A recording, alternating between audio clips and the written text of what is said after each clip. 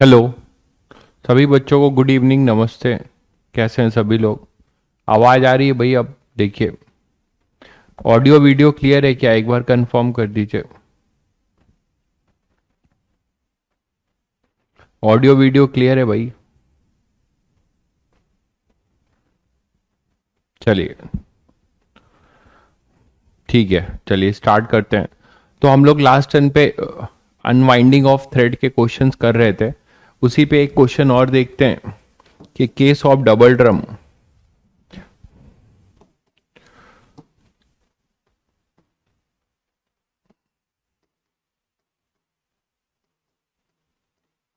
मतलब दो ड्रम है, एक केवल रोटेट होगा और दूसरा जो है रोटेट भी होगा और ट्रांसलेट भी होगा। कैसे? देखो, मान लो हमारे पास एक सिलेंडर है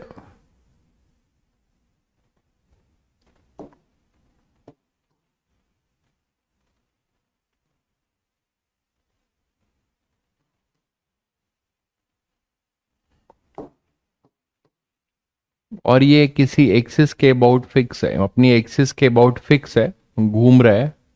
ठीक है, फिक्स है ये, किसी एक्सिस के अबाउट ये मान लो फिक्स है। और दूसरा जो ड्रम है वो इस पे वाइंड होगा, तो अनवाइंड होगा। इनका सेटअप कुछ ऐसा है, देखिए, ये इसकी एक्सिस है और इस एक्सिस के अबाउट ये धागा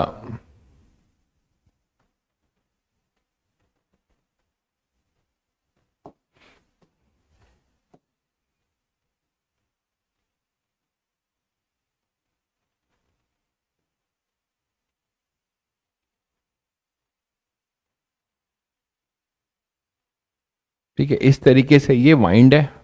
और एक थ्रेड जो है, एक थ्रेड जो है ये वाइंड होते हुए यहां पर आ रहा है।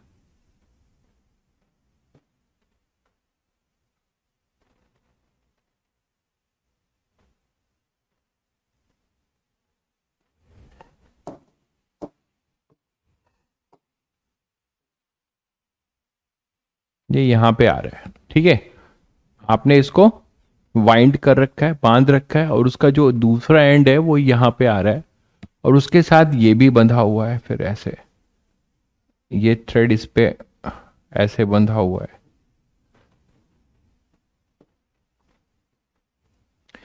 ये फिक्स है, ये फिक्स्ड है ना? Cylinder free to rotate, free to rotate about its axis, free to rotate about its axis. ये अपने एक्सिस के अबाउट फ्री टू रोटेट होगा। क्लियर है?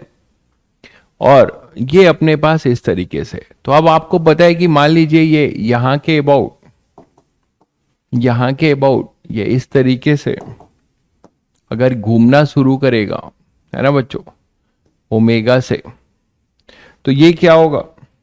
ये ट्रांसलेट भी करेगा और रोटेट भी होगा। ये क्या होगा? ये अपने एक्सिस के अबाउट ट्रांसलेट भी करेगा और रोटेट भी, मतलब ये वी से नीचे भी जाएगा और ओमेगा से घूमेगा भी, और ओमेगा से घूमेगा भी, है ना? ये अपना ओमेगा से घूमेगा भी। तो बेसिकली ओमेगा की जगह पे अल्फा डालें, वो बेटर है। तो यहाँ पे ये अल्फा 1 कर दिया और इसको ए और अल्फा कर दिया। ये ए है इसका सेंटर ऑफ मास।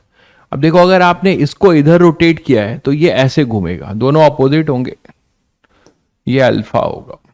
समझ गए?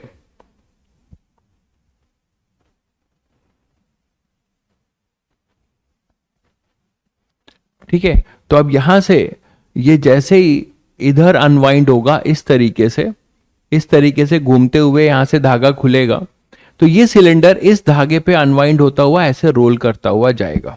और जब ये ऐसे रोल कर रहा होगा तो इसका बेटर है कि इसका साइड व्यू आपको ज्यादा समझ में आएगा। इसका साइड व्यू अगर आप देखोगे तो साइड व्यू में आपको यही नजर आने वाला है कि एक सिलेंडर है, ठीक है, और दूसरा सिलेंडर वो ऐसे होगा, एक अपना फिक्स होगा, ये ऐसे जा रहा है, ये अनवाइंडिंग आपकी ऐसे हो रही है थ्रेड की, और यहां पे ये बोला जाएगा ये सिलेंडर यहां फिक्स होगा, है ना, ये फिक्स होगा और ये मूव करेगा, ये मूव करेगा। तो ये आप देख रहे हो कि ये अल्फा 1 से रोटेट होगा, और इसके बारे में बताया गया कि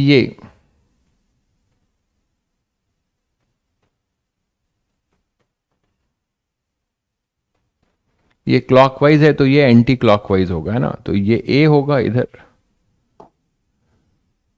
और ये अल्फा है, एंटी क्लॉकवाइज।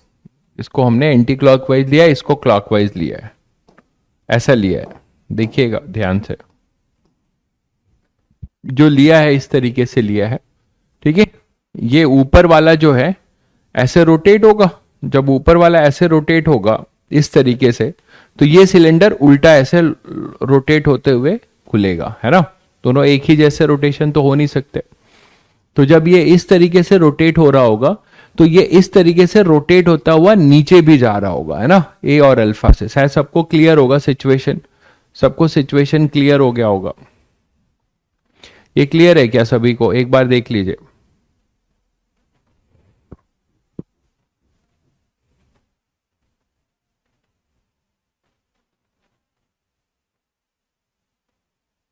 थोड़ा सा, एक मिनट, थोड़ा सा ये लॉजिकल नहीं लग रहा है इसमें, ये नीचे जा रहा है, ऐसे रोटेट हो रहा है, जबकि इसको ऐसे होना चाहिए था। तो थोड़ा सा ये साइन ठीक कर लेते हैं, ये ट्रांसलेट भी करेगा और रोटेट भी, तो इसको मैं ले ले रहा हूं ये अल्फा, और इसको उल्टा ले ले रहा हूं,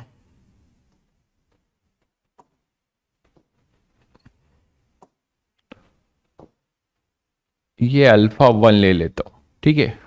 ये इस तरीके से खुलेगा तो ये इस तरीके से जाएगा। अब ठीक है, फर्स्ट सिलेंडर हिंज कैसे हुआ है? अरे भाई हिंज कैसे भी हो सकता है, किसी एक्सेल से, है ना, किसी एक्सेल से ये है सिलेंडर, ये यहीं पे ऐसे स्पिन कर सकता है किसी एक्सेस के अबाउट, ठीक है। तो ये थोड़ा सा मैंने क्या किया, ये ऐसे खुलेगा, इस तरीके से ये धागा अपना खुलेगा। तो जब ये इस तरीके से, मतलब ये नीचे से आई हुई है रस्सी, ऐसे लपेट के आप नीचे से लाए हो, तो ये ऐसे खुलेगा, तो ये ऐसे जाएगा। सबको क्लियर है? ये जो धागा आपने इसे बांधा है, तो फिर इसको नीचे से लाए हो, ये नीचे से पीछे साइड से आया है, ठीक है। तो ये जब ऐसे खुलेगा तो ये ऐसे रोटेट होगा। तो अब आई थिंक सभी को क्लियर होगा। तो ये एक तरीके से इसको इधर बना लें तो बेटर होगा।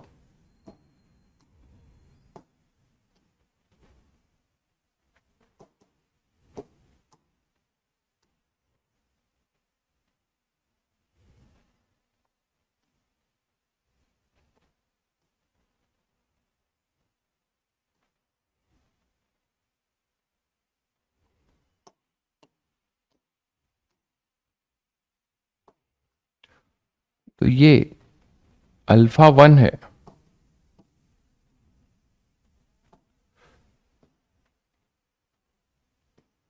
अल्फा 1 है, और ये होगा अपना ए और अल्फा, ये होगा ए और ये होगा अल्फा। तो ऐसे खुलेगा तो ये ऐसे जाएगा, है ना।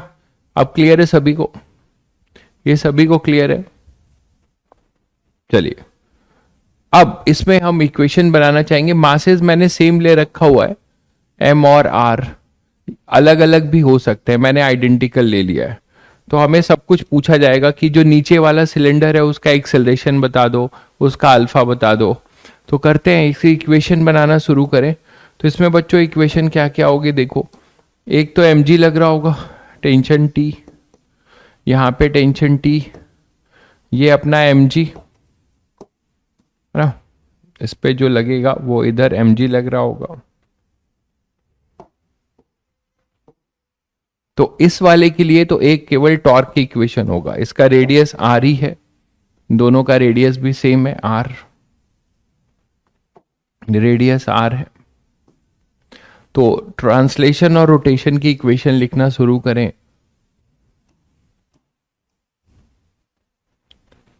तो क्या क्या होगा देखो, ट्रांसलेशन के लिए for cylinder 1 T into are is equal to I alpha, cylinder है तो m r square by 2 alpha 1, ये सिलेंडर 1, ये 1 है मान लो, ये 2 है। तो फॉर सिलेंडर 1, सिलेंडर 1 के लिए इक्वेशन क्या लिख सकते हो, टॉर्क की लिख सकते हो, है ना। तो टेंशन जो है टॉर्क देगा, तो T into r perpendicular distance equal to I alpha 1। For cylinder 2, cylinder 2 translate भी कर रहा है और रोटेट भी, तो ट्रांसलेशन की इक्वेशन होगी net force in accelerated direction mg minus T equal to ma। This is the second equation. ठीक है, रोटेशन की क्या होगी, रोटेशन की वही होगी T into are equal to I alpha t. एक काम करते हैं, नहीं तो फिर अल्फा और अल्फा 1 सेम हो जाएगा, इतना मजा नहीं आएगा, तो बेटर है कि इसको 2m ले लेते हैं, इसको 2m ले लेते हैं, 2m ले लेते हैं, तो दोनों सेम हो जाएंगे, कुछ बहुत मजा नहीं आएगा। इसको 2m कर दिया, तो इसको लिख सकते हैं T इंटू आर, क्योंकि टेंशन ही टॉर्क देगा, दोनों सिलेंडर के टेंशन ही टॉर्क देगा।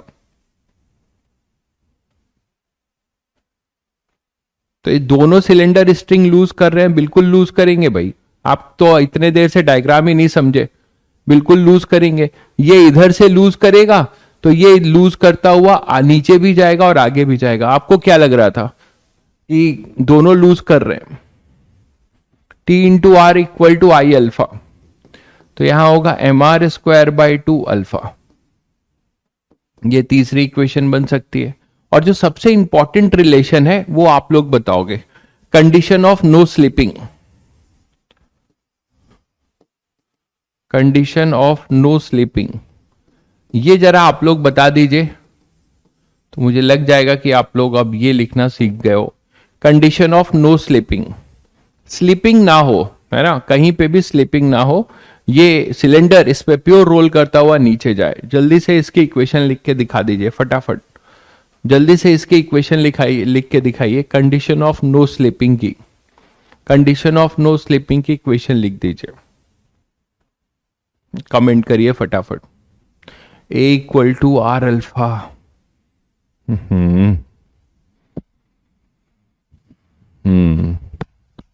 गलत है भाई, धैर्य आपका गलत है, A equal to r alpha बिल्कुल गलत है।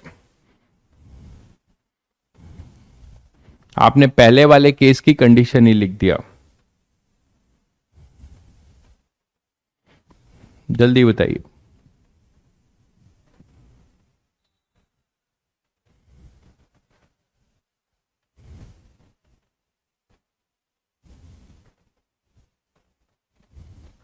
T plus R alpha equal to A, ना भाई, चलिए मैं लिख रहा हूं, आप लोगों को जो बताया वो नहीं ध्यान दे रहे हो। आप यहां पे कोई भी पॉइंट ले लो P, इस स्ट्रिंग पे कोई भी पॉइंट ले लो P, ध्यान से सुनिएगा, ध्यान से सुनिएगा, आप ध्यान से देखिए, जितना ये यहां से अनवाइंड होगा, रस्सी यहां से जितनी ढीली होगी, उतना ये जो अपना नीचे वाला सिलेंडर है उतना ये नीचे जाके और रोटेट करके कंपनसेट करेगा। जितना इसके अनवाइंडिंग से ये रस्सी ढीली होगी उतना ये नीचे वाला सिलेंडर ट्रांसलेट और रोटेट करके एडजस्ट करेगा। यही तो है भाई। तो आप क्या लिख सकते हो, इसके लिए मैंने आपको सिंपल तरीका ये बताया था कि इस P पॉइंट का विथ रिस्पेक्ट टू बड़े वाले से टेंजेंशियल एक्सेलरेशन कितना है। पहले आप बड़े वाले के रिस्पेक्ट में देख लो, तो ऊपर वाले सिलेंडर के रिस्पेक्ट में इसको मिलेगा R अल्फा 1 का tangential acceleration with respect to upper cylinder, ठीक है। और इसी P पॉइंट को इस वाले सिलेंडर से क्या क्या मिल रहा है एक्सेलरेशन, वो मिल रहा है तुमको नीचे ट्रांसलेशन की वजह से ए, और रोटेशन की वजह से इस तरफ, रोटेशन की वजह से इस तरफ आर अल्फा। तो अब आप मुझे बताओ कि ये दोनों एक्सेलरेशन है, ये ए, तो इसकी स्लीपिंग ना हो तो क्या बताया था बच्चों, इसकी स्लीपिंग ना हो तो क्या बताया था आपको कि ये दोनों एक्सेलरेशन ऊपर वाले के रिस्पेक्ट में पी को जो एक्सेलरेशन मिल रहा है वही एक्सेलरेशन नीचे वाले के रिस्पेक्ट में भी मिले तो there is no relative slipping. तो आप क्या बोल सकते हो कि आर अल्फा वन, बहुत सिंपल तरीका बताया है फिर भी नहीं कर पा रहे हो, आर अल्फा वन इसके वजह से दिस इज इक्वल टू, इसी डायरेक्शन में हो तो ए माइनस आर अल्फा, इसी डायरेक्शन में होना चाहिए इस नीचे वाले की वजह से भी, तो A minus are alpha, A minus are alpha. तो that is the condition of no slipping, very important relation. ये होगा कंडीशन ऑफ नो स्लीपिंग, ये होगा कंडीशन ऑफ नो स्लीपिंग। क्या सिलेंडर वन नहीं आया सर, क्या कमेंट कर रहे हो, नहीं समझ में आ रहा क्या सिलेंडर वन नहीं आया। तो are alpha one equal to a minus are alpha, ठीक है, ये अपने पास जो है फोर्थ इक्वेशन हो जाएगा कंडीशन ऑफ नो स्लीपिंग।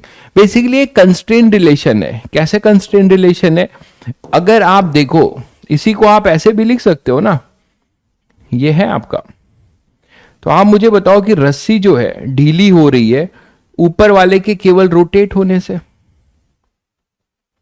तो ऊपर वाले के रोटेट होने से कंस्ट्रेंट रिलेशन ही है एक तरीके से। देखो कैसे, अगर मान लो ये है, इतनी रस्सी जो है आपकी ढीली हो गई इसके थीटा रोटेट होने से, तो यहां पर ये धागा कितना खुला बच्चों, ये खुला 8 थीटा, ये खुला 8 थीटा, तो ये धागा 8 थीटा खुला तो रस्सी लूज हुई 8 थीटा, तो ये जो लूज हुई 8 थीटा उससे इसके लिए, इस वाले के लिए, इस वाले के लिए क्या बोल सकते हो कि ये कैसे कंपनसेट करेगा, ये वाला, ये इसको कैसे कंपनसेट करेगा इस 8 थीटा को, आप कंस्ट्रेंट से भी बेटर समझ सकते हो, ये कैसे कंपन करेगा, ये एक्स नीचे जाएगा, इसका सेंटर ऑफ मास एक्स नीचे जाएगा, और ये 8 थीटा से ऐसे रोटेट हो रहा है इस तरीके से, तो ये रोटेट होगा 8 थीटा से, मतलब 8 थीटा 1 ले लो, ये थीटा 1 ले लीजिए, तो ये रोटेट होगा 8 थीटा इस तरीके से।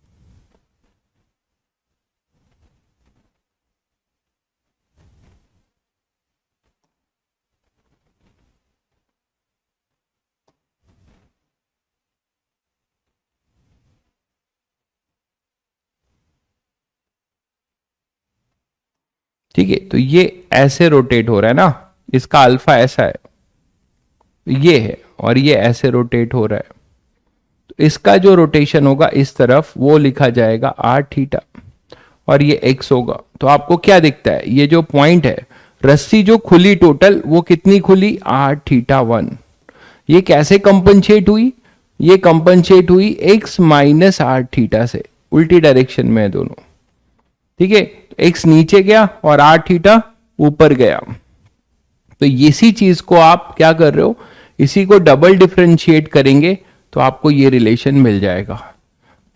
बहुत बढ़िया भाई धैर्य, कुछ लोगों ने कैलकुलेशन भी कर लिया है, तो आप फटाफट आप कैलकुलेशन कर लीजिए, ठीक है, और आपको इक्वेशंस मिलने लगेगी। आप क्या कर सकते हैं, यहां से आप अल्फा 1 निकाल लीजिए और यहां से अल्फा निकाल लीजिए, टी के टर्म्स में निकाल लीजिए, और यहां से ए निकाल लीजिए और पुट कर दीजिए, आपको आंसर्स मिल जाएंगे। तो सॉल्विंग तो सभी लोग कर लेंगे, आई थिंक सॉल्विंग सभी लोग कर लेंगे, बोलो भाई सॉल्विंग सभी लोग कर लोगे। मेरा कहना है कि आप यहां से अल्फा 1 टी के टर्म्स में निकाल लो, यहां से ए निकाल लो टी के टर्म्स में, और अल्फा, मेरी बात समझ गए, मतलब मेरा कहना है कि यहां से अल्फा 1 निकाल लो टी के टर्म्स में, यहां पुट कर दो अल्फा 1 को, तो अल्फा 1 यहां से क्या आ जाएगा, यहां से अल्फा 1 क्या आ जाएगा, 2 2 कैंसिल है, T by M r, t by M r. देख लो 2 से 2 कैंसिल है और टी, और यहां पे बचेगा m इंटू आर। आप यहां से a लिखा ही है, वो है M G minus T by M, और यहां से अल्फा निकाल लो, वो हो जाएगा T by 2t by M R.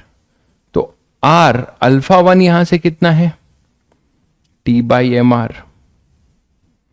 A कितना है, ए है एम जी माइनस टी और माइनस आर। अल्फा कितना है, अल्फा है 2t by M R, 2t by M R. तो यहां से आप t निकाल सकते हो, तो यहां से आपको t मिल जाएगा, है ना, यहां से आपको t मिल जाएगा, यहां से आपको t मिल जाएगा। कितना मिल जाएगा, देख लीजिए, t बाई एम, यहां से आपका आर आर कैंसिल, तो 2t बाई एम और प्लस t।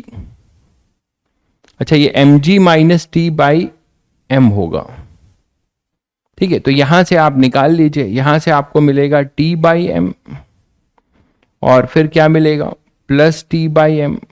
t को एक तरफ ले आ रहा हूं और यहां से आपको मिलेगा 2t by M equal to, यहां पे क्या बचेगा, g, यहां पे क्या बचेगा, केवल g बचेगा। तो ये हो जाएगा अपना 3t बाई एम। तो t आ जाएगा एम जी अपॉन में 3, t आ जाएगा एम जी नहीं 4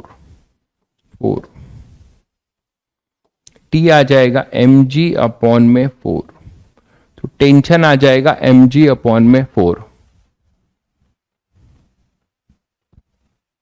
सेकेंड इक्वेशन में माइनस क्यों आएगा, सेकेंड इक्वेशन में माइनस क्यों आएगा मेरे भाई, आपको न्यूटन सेकेंड लॉ लिखना नहीं आता, net force in accelerated direction. तो ए नीचे है, M G minus T equal to M A, सब सही है।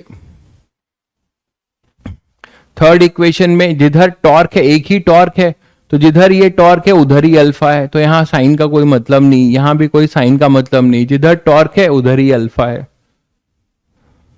थर्ड इक्वेशन में भी नहीं होगा, एक सिंगल टॉर्क है तो tau equal to I alpha, जिधर ये टॉर्क लगाएगा उधर ही अल्फा है, दोनों सेम डायरेक्शन में। तो इसको अगर आप माइनस लिखते हो तो ये भी माइनस होगा, ये भी माइनस हो, कट जाएगा। तो यहां से t equal to M G by 4 आ गया। अब बाकी सारी कहानी आपके पास है, आपको अगर यहां पुट करेंगे तो फ्रॉम सेकेंड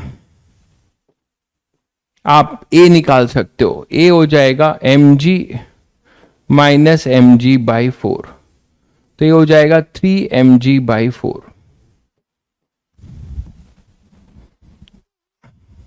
एम ए मतलब 3 एम ए, तो इसका मतलब ए हो जाएगा g बाई 4, ए हो जाएगा 3g बाई 4, ए आ जाएगा 3g बाई 4। अगर आपके पास ए आ गया तो आप यहां से अल्फा भी निकाल सकते हैं, अल्फा भी निकाल सकते हैं, क्लियर है। तो सारी इक्वेशंस आप यहां से निकाल लोगे। तो this is double drum case. Next मान लीजिए, अब देखते हैं एक पुली का केस लेते हैं। याद है हमने आपको बताया था कि पुली अगर फ्रिक्शनलेस नहीं है, पुली अगर फ्रिक्शनलेस नहीं है तो आपको बताया था मैंने कि पुली के मासलेस होते हुए भी उस पे दोनों साइड टेंशन जो है अपना क्या रहेगा, अलग अलग सेम स्ट्रिंग में। हालांकि यहां पर अब पुली मासिव है, कोई डिस्क हो सकती है, और यहां 2 ब्लॉक्स हैंग कर रहे हुए हो, आपने 2 ब्लॉक्स हैंग किए हुए हैं।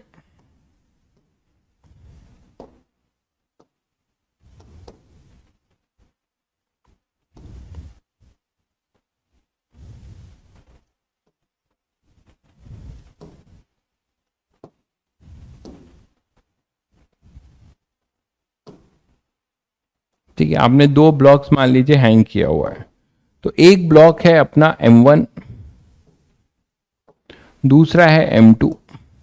ये डिस्क है पुली के तरीके से, जिसका मास m है, मोमेंट ऑफ इनर्शिया I है, रेडियस r है, ठीक है, इस पुली का। अब हमें जो है इनका एक्सेलरेशन निकालना है।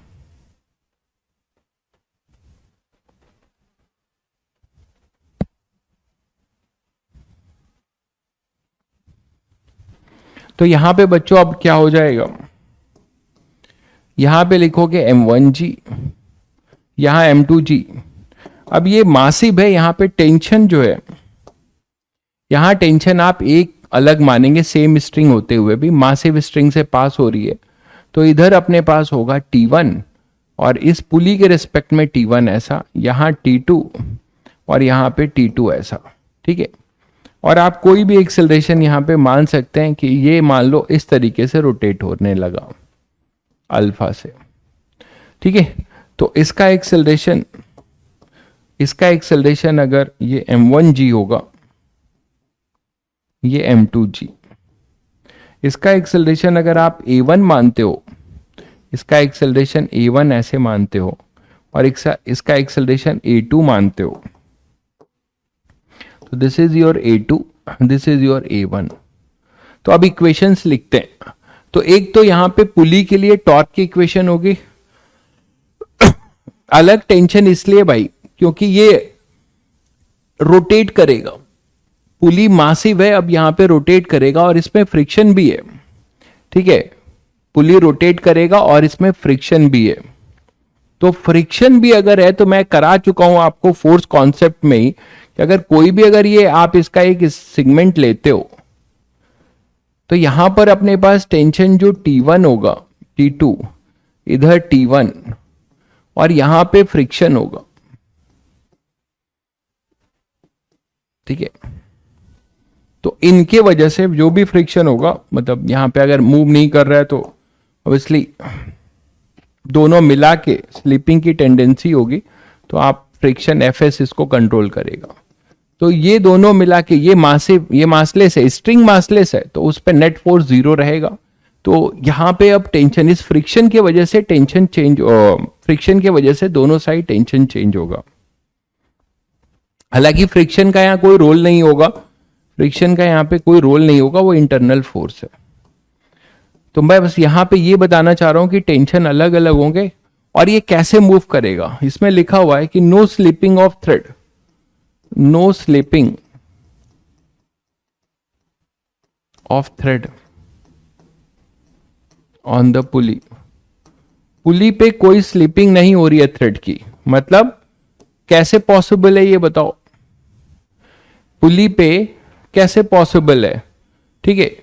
तभी पॉसिबल है ना जब ये स्ट्रिंग पुली के साथ रोटेट हो। मतलब इसमें मोशन कैसा होगा, आप अभी तक आपने जो पढ़ा था वो फिक्स पुली पढ़ा था, आप देख रहे हो यहां पे टॉर्क लग गया, अल्फा है ना। वहां पे मोमेंट ऑफ इनर्शिया मासलेस था, तो मोमेंट ऑफ इनर्शिया 0 होगा। तो दोनों साइड आप टॉर्क देखो तो दोनों साइड पे नेट टॉर्क 0 होगा, तो T1 T2 बराबर होते। यहां मासिव है, तो यहां पे जब ये मासिव है तो क्या होगा कि ये ऐसे रोटेट करेगा साथ में, तो ये एक नीचे जाएगा एक ऊपर जाएगा और पुली ऐसे रोटेट करेगी। और जब पुली रोटेट करेगी, है ना, तो पुली जब रोटेट करेगी बच्चों तो वो स्लिपिंग नहीं होनी है, उसको फ्रिक्शन रोके रहेगा। चलिए फिर तो कुछ इक्वेशंस लिखते हैं रेलिवेंट। तो पहले इक्वेशन फॉर ब्लॉक 1 क्या लिखेंगे, m1g minus T1 is equal to m1a1। अच्छा पहले कंस्ट्रेन इक्वेशन लिख के दिखाओ फॉर नो स्लिपिंग। चलिए आप लोग बताइए जरा, इसको बता दीजिए, for no slipping what is the condition between a1 a2 and r alpha. हाँ ऐसा माना है मैंने, m1 ग्रेटर देन m2 है, ऐसा माना है, ठीक है। इसको नीचे ले लिया, इसको ऊपर ले लिया, आप कैसे भी ले सकते हैं। Just write the condition of no slipping, just write the condition of no slipping, ठीक है। देखिए कंस्ट्रेन रिलेशन हमेशा याद रखिए, आप लोग बार बार गलत कर रहे हैं, आप लोग गलत कर रहे हैं। आप ये बताओ यार कि यहां पर कोई रोटेशन हुआ, मान लो यहां पे कोई एक पॉइंट ले रहे हो, ये ऐसे रोटेट किया, बार बार आपको कंस्ट्रेन से भी समझा रहा हूं, ये मान लो ऐसे रोटेट किया, तो इसका कितना पार्ट खुल गया, स्ट्रिंग का कितना पार्ट इधर गया, ये r थीटा। तो जब ये r थीटा होगा तो ये जो है कुछ x2 ऊपर गया। कंस्ट्रेंट रिलेशन मतलब समझते हैं कि स्ट्रिंग की लेंथ तो फिक्स है ना भाई, तो जब ये ऐसे रोटेट होगा तो जितना ये रोटेट हुआ उतना ये ऊपर गया, उतना ये नीचे गया। नहीं समझ पा रहे हो ये बात? तो यहां तो बहुत सिंपल है कंस्ट्रेंट रिलेशन। अगर मान लो ये ज्यादा उठ जाता, ये कम रोटेट होता, तो रस्सी ढीली नहीं पड़ जाती? रस्सी ढीली पड़ जाती। A1, तो यहां पे क्या लिखा जाएगा? सब गलत लिख रहे हैं। तो यहां पे क्या लिखा जाएगा? देखो, मान लो ये यहां से, जब ये यहां से, ये पॉइंट यहां से यहां आया, तो ये पॉइंट यहां से यहां गया, तो ये मान लो y2 गया इधर, और ये पॉइंट यहां से नीचे आया, ये इधर आया, ये ऊपर गया, और ये यहां से इधर गया। तो जितना ये ऊपर गया उतना ये रोटेट हुआ, उतना ये नीचे। तो कहीं पे भी रस्सी जो है आपकी स्लैग नहीं होगी। तो इसका क्या मतलब हुआ? इसका मतलब हुआ बच्चों कि y2 is equal to y1 equal to r theta. y2 is equal to y1 is equal to r theta. ये बात पहले समझ में आई क्या? ये बात सबको समझ में आई क्या? जल्दी बताइए पहले, ये बात सबको समझ में आई क्या? बहुत सिंपल बात है भाई कि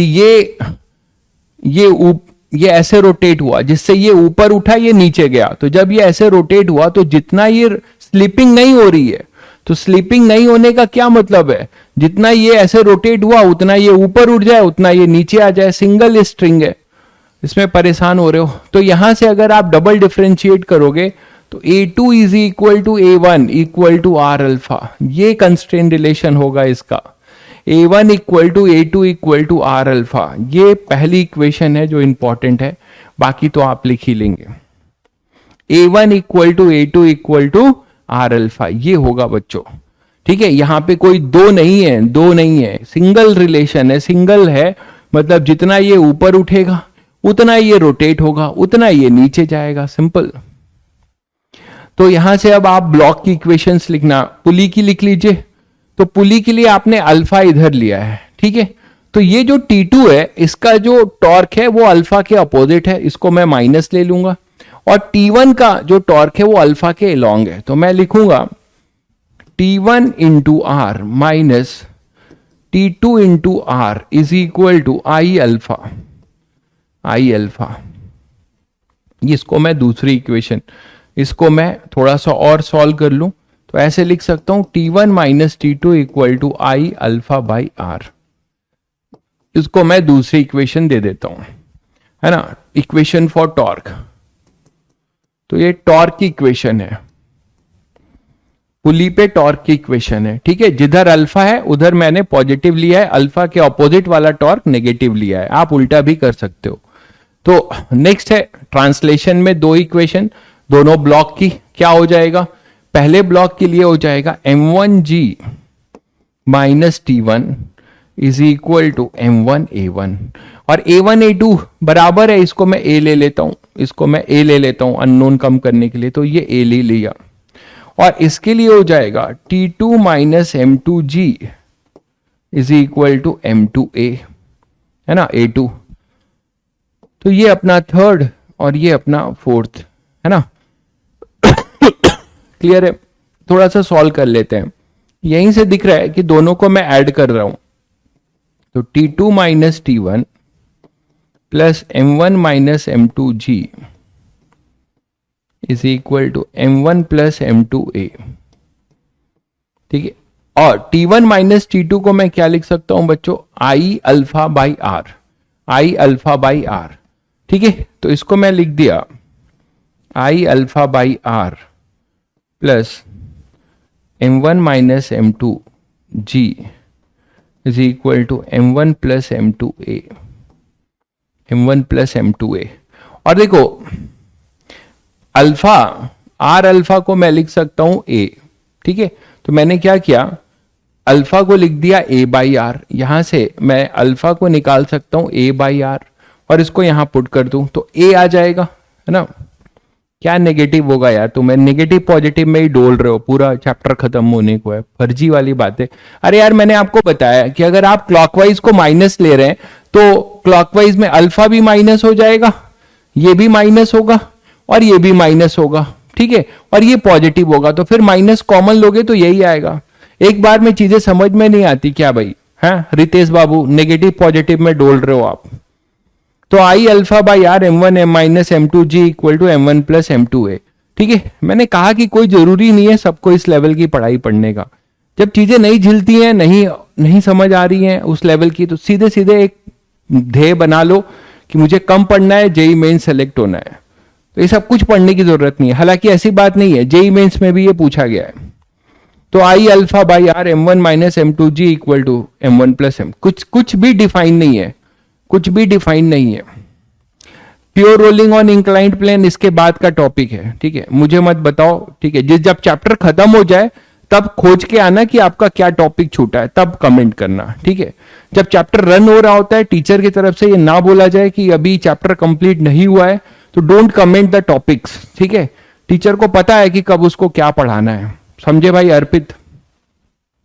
मुझे सब पता है क्या पढ़ाना है क्या नहीं, तो उसके लिए आप परेशान मत होइए। जब मेरी तरफ से एंड हो जाए तब आप ढूंढ के आना और बताना कि ये टॉपिक नहीं हुआ है। आई अल्फा बाई आर, तो यहां से आप सॉल्विंग कर लीजिए।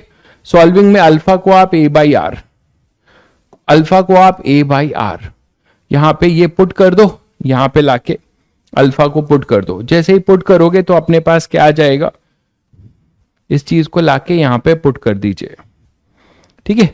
तो इसको आप अल्फा को लाके यहां पे पुट कर दो, अल्फा को ए बाई आर पुट करोगे तो अपने पास क्या आ जाएगा, देखो यहां से आई बाई अल्फा को ए बाई आर, तो आई ए बाई आर स्क्वायर,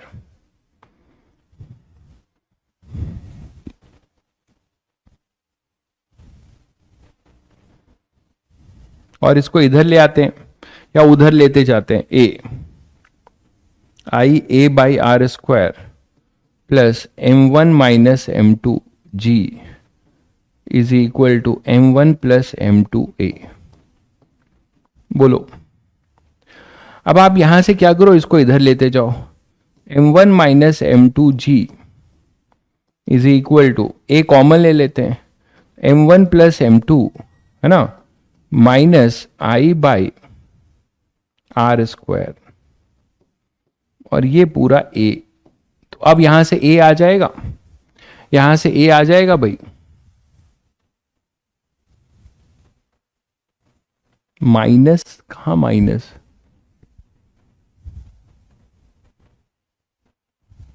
कहां पे माइनस होगा भाई?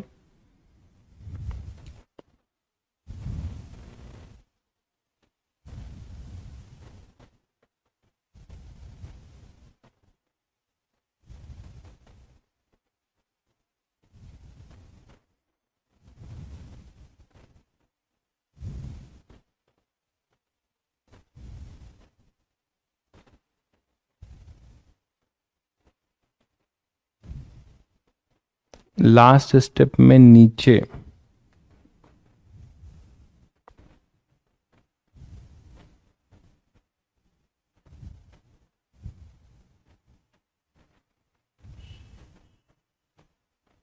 अच्छा एक मिनट, इसको मैंने ऐड किया है, तो ऐड किया है तो T2 माइनस T1, तो ये सब तो सही है, ऐड किया है, और अल्फा को ए बाई आर लिख दिया, अल्फा को ए बाई आर, तो इसको इधर ले गया, तो इधर ले गया तो ये माइनस में ही होगा।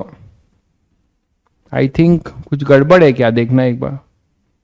T2 minus T1 is minus I alpha, अच्छा T2 माइनस T1 में क्या बोल रहे हो, T2 का जो टॉर्क है वो एंटी क्लॉकवाइज है, T1 का टॉर्क है क्लॉकवाइज, और अल्फा भी उधर है, तो मैंने क्लॉकवाइज को अगर पॉजिटिव ले लिया तो T2 को नेगेटिव ले लिया, इसमें तो कोई दिक्कत नहीं है, ये भी सही है। ये होगा T2 minus M two G equal to M two है, net force in accelerated direction, ये भी सही है। M1G माइनस T1 ये भी सही है। मुझे तो सब सही दिख रहा है भाई, तुम लोग क्या बोल रहे हो?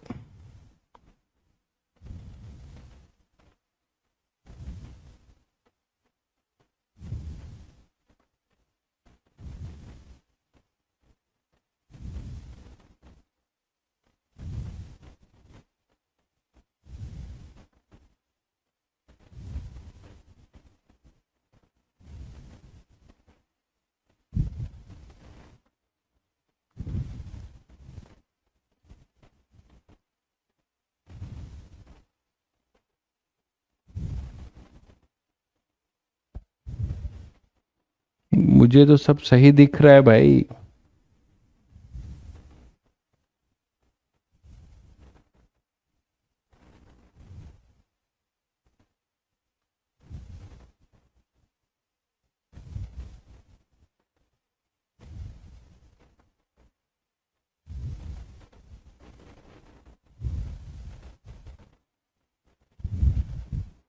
पुट करते वक्त T2 माइनस T1, अच्छा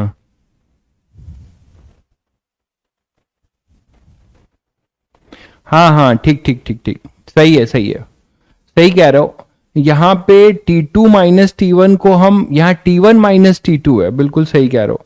तो T2 माइनस T1 हमें पुट करना है, तो T2 माइनस T1 जो होगा वो यहाँ माइनस होगा, बिल्कुल सही है, अब समझ गया। T2 माइनस T1 जो होगा वो minus of I R alpha होगा। अब गलती पकड़ में आ गई, धन्यवाद भाई, ठीक है, thank you. T2 minus T1, हमने यहाँ T1 माइनस T2 लिखा है ना, तो T2 माइनस T1 हम निकाल रहे हैं, तो माइनस टाइम्स होगा, ठीक है। तो यहां जब ये माइनस होगा, इधर आके ये प्लस हो जाएगा। तो फाइनली बच्चों आपको ए मिलता है। आप चाहो तो ये रिजल्ट रट भी सकते हो, बट मतलब इस पर्टिकुलर सिचुएशन के लिए रट पाओगे, बाकी अप्रोच ही याद रखना बेटर होगा। तो ए अपने पास आ जाएगा M1 minus M2 G by में M1 plus M2 plus I by R square plus I by R square. तो ये इसका एक्सेलरेशन होगा, है ना। और ये सभी दोनों ब्लॉक्स का एक्सेलरेशन सेम होगा, कंस्ट्रेंट से हम देख चुके हैं, दोनों ब्लॉक्स का एक्सेलरेशन अपना सेम होगा। क्लियर है, दोनों ब्लॉक्स का एक्सेलरेशन अपना सेम होगा, ठीक है। तो अब यहां से M1 minus M2 G upon में M1 plus M2 plus I by R square, ठीक है, यहां तक क्लियर है। तो ये अपना एक्सेलरेशन हो गया बच्चों दोनों ब्लॉक्स का। अल्फा निकालना है तो आर से मल्टीप्लाई कर दोगे, टेंशन निकालना है T1 T2 निकालना है तो आप T1 T2 कहीं पे भी पुट कर दो, है ना। T1 और T2 आप यहां से निकाल सकते हो किसी भी एक में, यहां T1 पुट कर दो, T1 ए पुट कर दो, T1 आ जाएगा, यहां ए पुट कर दो, T2 आ जाएगा। क्लियर है, चलिए यहां तक क्लियर है सभी को। अब एक मैं इसका एक और ट्रिक बताता हूं, ठीक है, एक ट्रिक बताता हूं। आदित्य भाई तुम यही एनालाइज करो कि मैं कैसा दिखता हूं, हीरो लगता हूं कि विलेन लगता हूं, तुम यही करो, ठीक है। यही है इस ऑनलाइन का अंधकार। This is the dark side of this online teaching. Bogus तत्व यहां पे आते हैं और वो बोगस तत्व जो है बोगस चीजें ढूंढना पसंद करते हैं, उनको फन चाहिए, उनको बकवास चीजें चाहिए, उनको गॉसिप चाहिए। तो ऐसे जनता से मेरा बहुत अनुग्रह विनती है कि चुपचाप यहां से कट लो यार, ठीक है। 10 लोग अगर पढ़ोगे, मैं 10 लोगों को पढ़ाऊंगा, बट वो जेन्युइन लोग होने चाहिए जिनको फिजिक्स सीखने की चाह है, उन्हीं को पढ़ाऊंगा। इसीलिए मैं आपको बता दूं, that is the only reason कि मैं लेवल, अभी मेरे पास समय की कमी है, नहीं तो मैं लेवल इतना टफ कर देता कि लोग खुद ही भाग जाते। लेवल में और इतना ज्यादा टफ कर देता कि लोग जो अनाप शनाप कबाड़ी लोग हैं वो खुद ही भाग जाते। तो यहां पे केवल जेन्युइन लोग जो है पढ़ते, भले 5 पढ़े चाहे 10 पढ़े चाहे 100 पढ़े, जो मुझे नहीं पता, तो जो भी पढ़े वो जेन्युइन लोग पढ़े, जिनको मैं ये इस लेवल की चीज दे रहा हूं तो उनको उस चीज का ज्ञान की जरूरत हो। कबाड़ियों की जगह यहाँ पे नहीं है जहां पे हर एक माल बिक्री होता है। एक तुम लोग के गली में आता है ना, हर एक माल 10 रुपए, तो हर एक माल 10 रुपए वाला अलग है बाजार, वहां जाके उनको अपना शोभा बढ़ाना चाहिए। यहाँ पे क्या चल रहा है, वो क्या बोल रहे हैं, क्या उनका दिमाग कहां पर चल रहा है। तो यहां पे अपने पास देखो, मैं एक नेक्स्ट ट्रिक की बात कर रहा हूं और वो ट्रिक बहुत स्मार्ट ट्रिक है, आपको मजा आ जाएगा। देखिए उस ट्रिक को मैं कहां से फील कर पाया, आप भी फील कर सकते थे कि इस पूरे इक्वेशन में, ठीक है, इस पूरे इक्वेशन में जो T1 T2 है, ए को कैलकुलेट करने में या अल्फा को कैलकुलेट करने में, जो T1 T2 आप देख रहे हैं वो एक तरीके से पूरे सिस्टम को लो। देखो जरा, अगर इस पूरे सिस्टम को लो तो ये T1 T1, ये T2 T2, तो इसका जो नेट इंपैक्ट है ना, पूरे सिस्टम की मैं बात कर रहा हूं, नॉट फॉर इंडिविजुअल। अगर आप पुली को लोगे टॉर्क दे रहा है, इसको ब्लॉक को लोगे तो एक्सेलरेशन में पार्टिसिपेशन है, इस ब्लॉक में भी पार्टिसिपेशन है।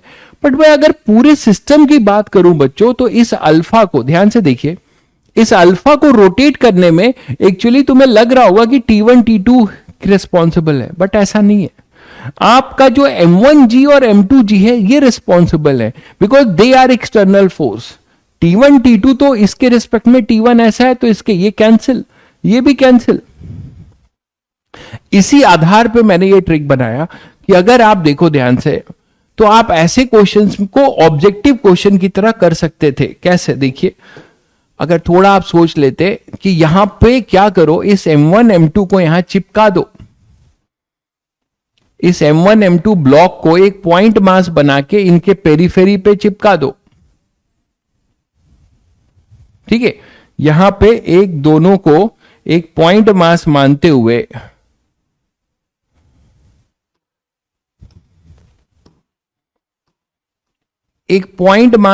हुए इन दोनों M1 M2 को यहां चिपका दो पेरीफेरी पे, क्योंकि दोनों जो है पेरीफेरी से पास हो रहे हैं, ठीक है।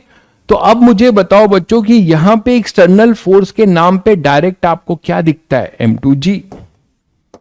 ये है तुम्हारा, देखो ये क्वेश्चन एक लाइन में सॉल्व होगा, ठीक है। ये यहां पे दिखता है M1, तो ये अपने पास हो जाएगा सीधे सीधे M1G, तो ये होगा M1G, ये होगा M2G, बस यही तो दिखता है। अब आप मुझे बताओ, क्या आप इसका अल्फा नहीं निकाल लोगे? इसका मास था M, इसका मोमेंट ऑफ इनर्शिया I और रेडियस R। तो एक तरीके से सोचो कि ये डिस्क फिक्स है और ये दोनों मिलके टॉर्क दे रहे हैं, जो बड़ा होगा उधर घूमेगा, हमने इधर माना था,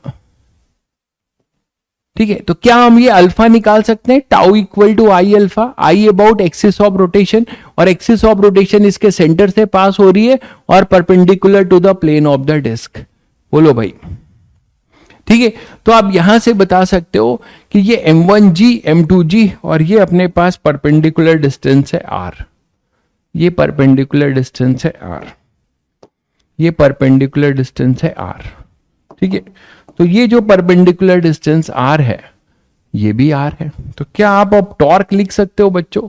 tau equal to I alpha, ठीक है, tau equal to I alpha. तो tau equal to I alpha, tau equal to I alpha. तो टॉर्क की वैल्यू क्या लिखोगे? तो टॉर्क आपने देखिए M1G, मैंने अल्फा क्लॉकवाइज है, M1G का टॉर्क, अल्फा भी इधर है। मैं बार बार बता देता हूं कि अगर आप क्लॉकवाइज को नेगेटिव ले रहे हैं तो इसका टॉर्क नेगेटिव लेंगे, इसका पॉजिटिव लेंगे, आई अल्फा को नेगेटिव लेंगे, बात वही आ जाएगी। या फिर आप क्या कर सकते हो कि जिस डायरेक्शन में अल्फा है उस डायरेक्शन में जिसका टॉर्क है उसको पॉजिटिव लो, अल्फा के अपोजिट वाला नेगेटिव लो, जैसा आप करना चाहो। तो यहां क्या लिखें? M1G into R minus M2G into R, ठीक है बच्चों, इक्वल टू आई अल्फा। ध्यान दीजिए, अभी मजा आ जाएगा। इतनी मेहनत जो हमने की है, एक लाइन में सवाल निपटाने वाले हैं।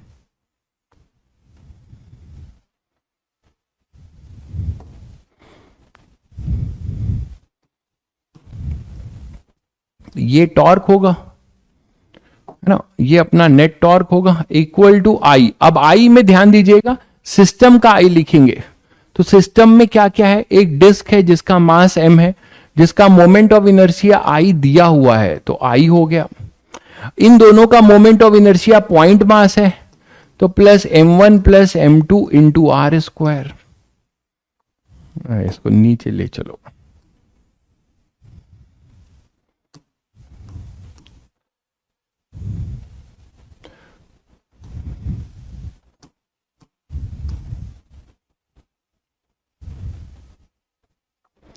ठीक है। तो M1 plus M2 into R square, I into alpha. तो अल्फा आपको यहां से मिलेगा बच्चों, अल्फा क्या मिलेगा? M1 माइनस M2G, है ना, अपॉन में R, अपॉन में I plus M1 plus M2 R square. यहां से मैं R स्क्वायर अगर कॉमन ले लूं, या R अल्फा से, हाँ, R स्क्वायर कॉमन ले लूं पहले, तो यहां से हमारे पास आर स्क्वायर कॉमन लो तो m1 minus m2g, are square से एक आर कटेगा, एक बचेगा, i plus m1 plus m2, i plus R square हो जाएगा, इधर m1 प्लस m2, ये r यहां मल्टीप्लाई हो जाएगा। तो आपको यहां से मिलेगा alpha R is equal to m1 minus m2g upon में i by R square plus m1 plus m2। क्या दिखा आपको? ये आपको अल्फा आर क्या बता रहा है? अल्फा आर आपको वही तो है, tangential acceleration of this tube. यहां पे जब ये रोटेट हो रहा है, सर्कुलर मोशन कर रहा है, तो इसका टेंजेंशियल एक्सेलरेशन होगा कि नहीं, ये 80, और यहां पे 80 ऐसा होगा, तो ये 80 ही तो है भाई। ये कितना है? R alpha. ये कितना है? R alpha. तो यही तो निकाला था आपने, यही तो ए है, that is equal to A, that is equal to A, और this A is equal to a1 plus a2। आया मजा? ठीक है, तो ये आप डायरेक्ट कर सकते थे, और ऐसा इसलिए कर पाए हम क्योंकि इनका टेंशन ये इंटरनल फोर्स होंगे, तो इसको लाके यहां चिपका दिया, इसको यहां चिपका दिया, और एक लाइन में केवल टॉर्क की इक्वेशन में, केवल टॉर्क की इक्वेशन से हमने सब कुछ निकाल लिया। ठीक है, हाँ, अगर आपको टेंशन निकालना पड़ेगा तो कोई दिक्कत नहीं है, आपको अल्फा आ गया, ए आ गया, एक ब्लॉक की इक्वेशन लिखो, यहां से T1 निकाल लो, यहां से T2 निकाल लो। ठीक है, तो ये इस तरीके से आप ये क्वेश्चन इस तरीके से भी कर सकते थे।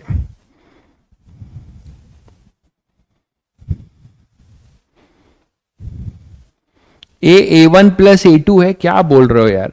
a is equal to a1 plus a2, ये दोनों बराबर है, नहीं दिख रहा है तुम्हें? a1 is equal to a2 is equal to a ही है ना भाई। ये तो हमने कंस्ट्रेंट से भी प्रूव किया था, यहां से भी यही दिख रहा है। ये कंस्ट्रेंट से प्रूव किया था कि नहीं? ये क्या दिख रहा है तुम्हें? ये कंस्ट्रेंट रिलेशन से क्या दिख रहा है भाई?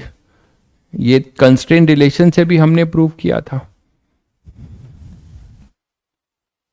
क्लियर है सर?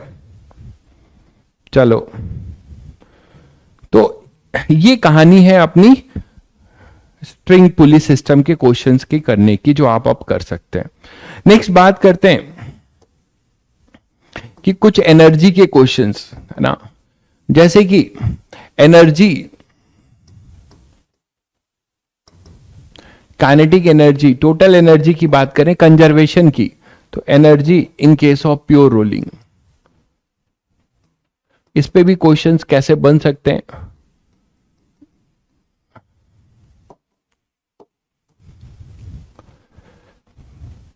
तो जैसे पहला क्वेश्चन ले कि मान लो हमारे पास एक बहुत बड़ा सिलेंडर है, या हेमिस्फेयर है, या स्फेयर है, कुछ भी बोल सकते हो। इस स्फेयर पे एक छोटा सिलेंडर रोल कर रहा है, या छोटा स्फेयर रोल कर रहा है, कुछ भी बोलो, ये ऐसे।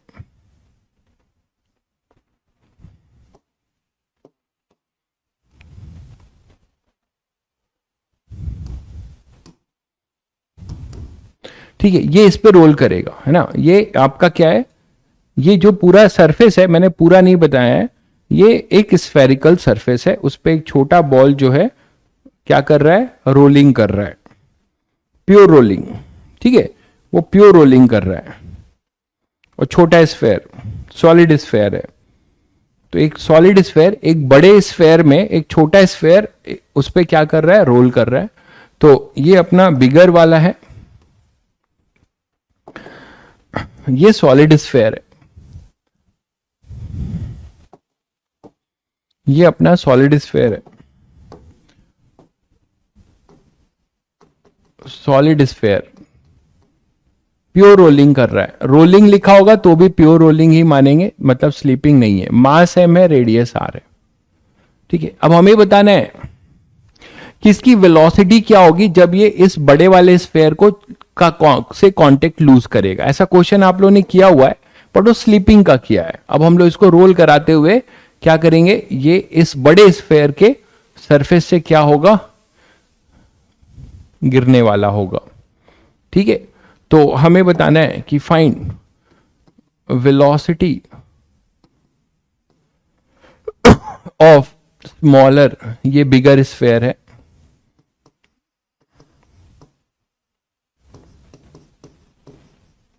एट रेस्ट है, और इसका मास आपको दोनों का रेडियस अलग अलग दिया जा रहा है। इसका रेडियस स्मॉल आर है और इसका रेडियस कैपिटल आर है। इसका रेडियस कैपिटल आर है, इसका अपना कहीं सेंटर होगा। इसका रेडियस कैपिटल आर है, इसका रेडियस स्मॉल आर है। इसका सेंटर है, ये मान लीजिए अपने पास सी है, इसका सेंटर है सी, और इसका सेंटर मान लीजिए C1 है। ठीक है, और ये ऐसे रोल करता हुआ नीचे जाएगा और इसके बड़े स्फेयर के कांटेक्ट को लूज करेगा। तो हमें उसकी वेलोसिटी बतानी है। तो velocity of smaller sphere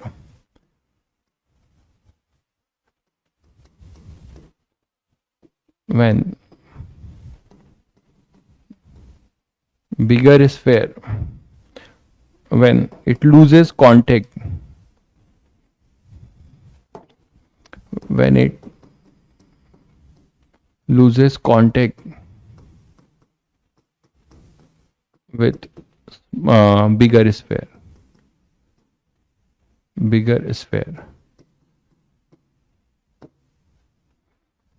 clear है। तो आप इसमें ध्यान क्या रखना है, थोड़ा सा ध्यान रखना है। कंडीशन वही होगी बच्चों, कंडीशन वही होगी कि ये इसको ऐसे रोल करता हुआ आएगा और कहीं पे लूज करेगा। तो जब ये कांटेक्ट लूज करेगा तो आपको पता है नॉर्मल रिएक्शन 0 होगा। तो eight the time when it loses contact, मान लेते हैं कि ये यहां पर कहीं पर होगा और प्योर रोलिंग कर रहा है। प्योर रोलिंग में आप आसानी से एनर्जी कंजर्वेशन कर सकते हैं।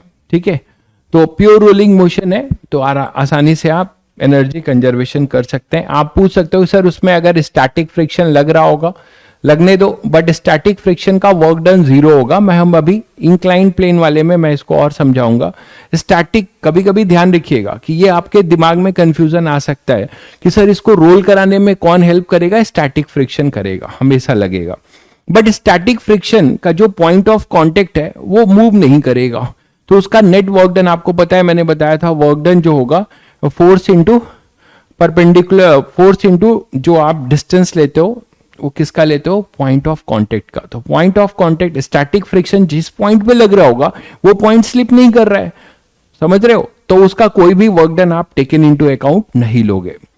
तो वो हम अभी इंक्लाइंड प्लेन वाली थ्योरी में और अच्छे से क्लियर होगा।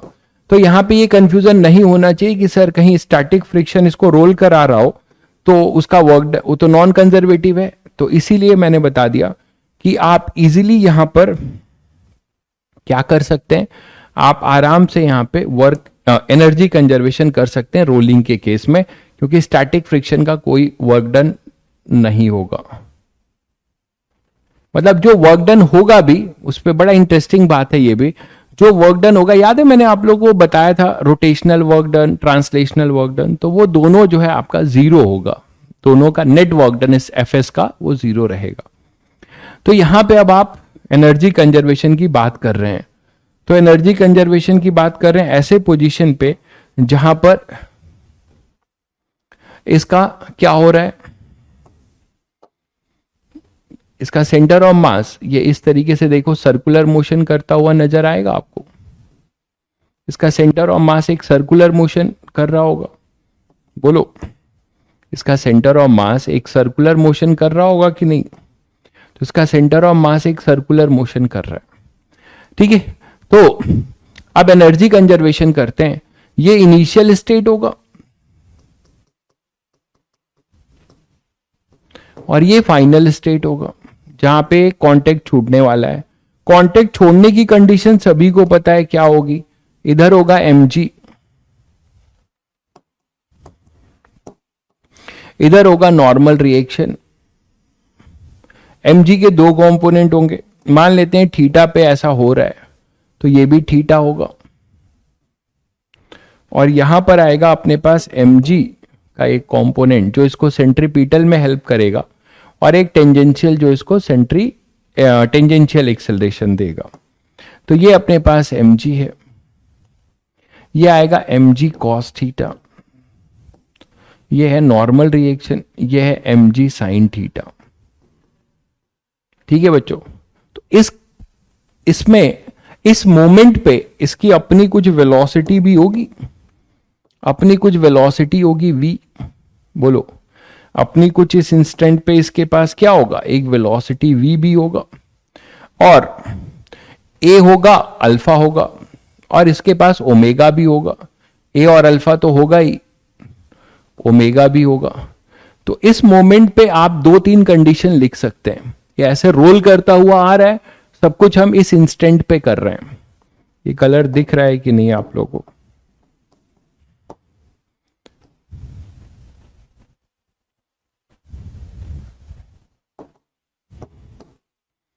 तो यहां पे आप v लिख सकते हो उस इंस्टेंट पे जब ये इसको छोड़ रहा है, और ये अपना ओमेगा होगा। अब तो दिख रहा होगा, बोलो।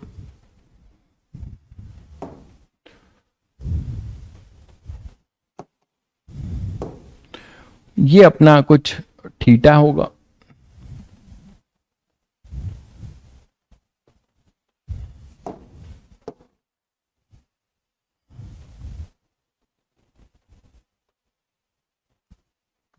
ठीक है। अब चलो, तो अब क्या करें, अब यहां पे अपना एनर्जी कंजर्वेशन करें, लेकिन ध्यान रहे कि यहां पे मैंने आप लोगों को बताया था कि कोई भी बॉडी रोटेट और ट्रांसलेट दोनों कर रही है, तो उसकी जो एनर्जी लिखते हैं सभी को याद होगा क्या है, क्या क्या लिखेंगे, के जो होगा इसका जो के होगा वो लिखेंगे half ICOM omega square plus half MVCOM square. याद आ रहा है सभी को? और जब अगर ये हिंज होता है, यही जब पूरा हिंज होता है, फ्री टू रोटेट नहीं होता है, तब हम लिख देते हैं half I about axis of rotation into omega square. जब हिंज होता है तब। ये फ्री टू रोटेट है तो ये दोनों लिखेंगे, I about centre of mass और सेंटर ऑफ मास का ट्रांसलेशन। सेंटर ऑफ मास पे बैठेंगे तो रोटेशन दिखाई देगा, और अर्थ के रिस्पेक्ट में देखेंगे तो सेंटर ऑफ मास ट्रांसलेट कर रहा होगा। तो सेंटर ऑफ मास के रिस्पेक्ट में रोटेशनल काइनेटिक एनर्जी और सेंटर ऑफ मास की ट्रांसलेशनल, जब ये दोनों ऐड होंगी तो हमें टोटल एनर्जी मिलेगी। तो चलिए करते हैं। तो एनर्जी की एक इक्वेशन लिखें। एनर्जी में पहले तो ये देखें, इसका ग्रेविटेशनल एनर्जी भी चेंज हो रहा है। तो ये जो स्फेयर रोल करता हुआ आ रहा है, इसका सेंटर ऑफ मास कितना नीचे आ गया बच्चों, वो भी कैलकुलेट कर सकते हैं। ये टोटल जो डिस्टेंस होगा, इसको हम C1 था अपना, ये C1 था, तो ये जो C1 है, ठीक है, तो ये टोटल डिस्टेंस कितना है, R प्लस R। दिख रहा है सभी को? ये वाला मैंने नहीं बनाया है, ये जो होगा ये अपना R था ना,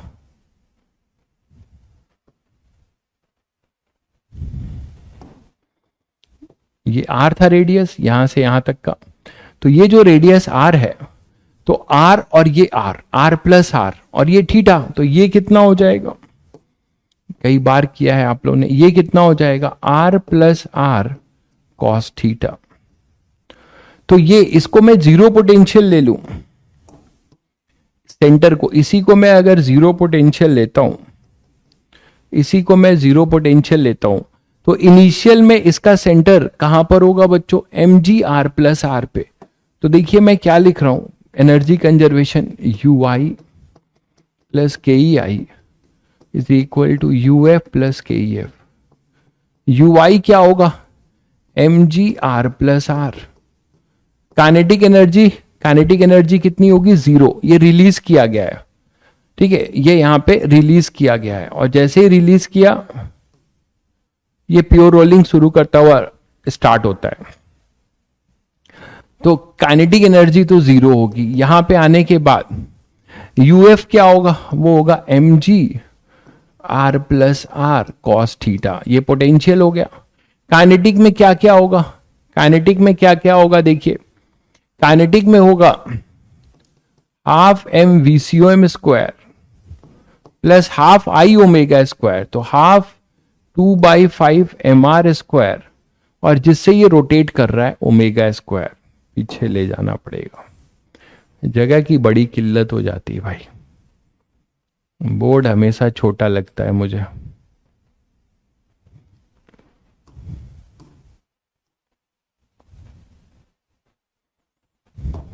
तो 2/5 mr² इंटू ω²।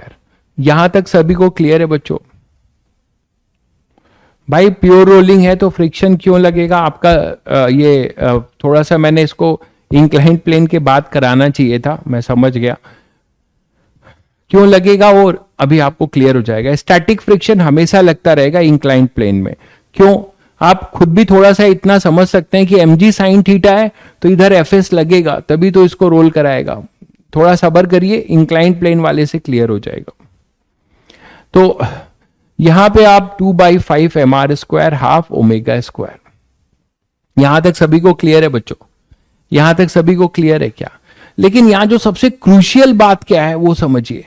क्रूशियल बात यह है कि जब ये नॉर्मल रिएक्शन 0 होगा, इस सेंटर पे अगर आप बैठोगे, इसके बड़े वाले स्फेयर के सेंटर के अबाउट, ये जो सेंटर है एक प्योर सर्कुलर मोशन कर रहा है, मानते हो? आप इस पे बैठ जाओगे तो आपको दिखेगा कि ये जो सेंटर है इसका, वो केवल ऐसे सर्कुलर मोशन कर रहा है।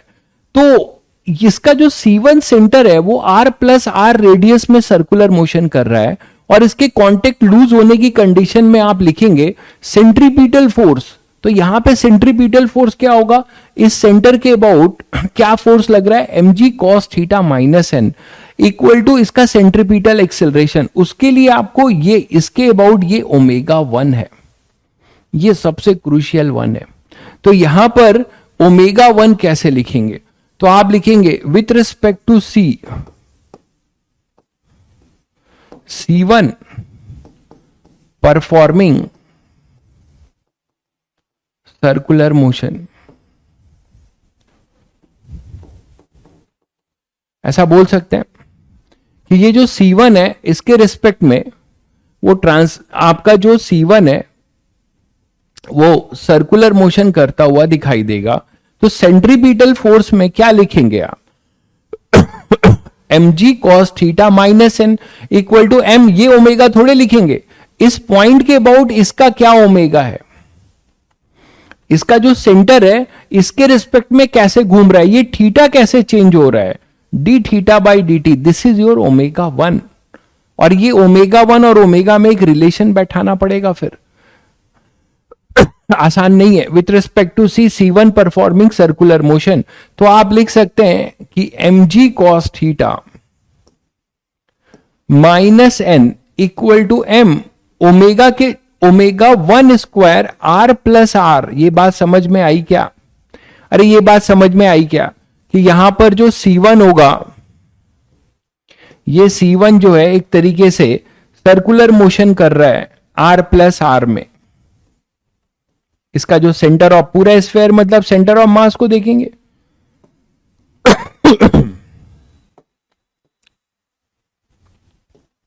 तो इसका जो सेंटर ऑफ मास है वो r+r में ω1 से क्या कर रहा है? Circular motion. तो यहां से आपको सेंट्रीपिटल इक्वल टू ω1 लिखना पड़ेगा।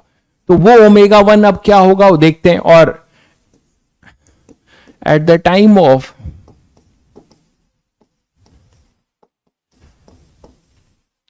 लूजिंग कॉन्टेक्ट, n को 0 करेंगे तो आपको मिलेगा mg cos theta equal to m ω1² r+r। तो ये बच्चों आपकी पहली इक्वेशन है, ये दूसरी इक्वेशन है, ठीक है। और सुनिए, जब आप इसके सेंटर ऑफ मास पे बैठेंगे, C1 के सेंटर ऑफ मास पे बैठेंगे, तो ये आपको क्या दिखाई देगा? मतलब प्योर रोलिंग करता हुआ। तो कंडीशन ऑफ नो स्लिपिंग भी तो लगाओगे। कंडीशन ऑफ नो स्लिपिंग क्या होगी? कंडीशन ऑफ नो स्लिपिंग ये होगी कि यहां पे, अच्छा इस समय इसके पास जो भी ACOM होगा, V और ओमेगा चेंज हो रहे होंगे क्योंकि A और अल्फा चेंज हो रहा होगा। तो यहां पे जो अपने पास ACOM होगा आप बोल सकते हो कि यहां पर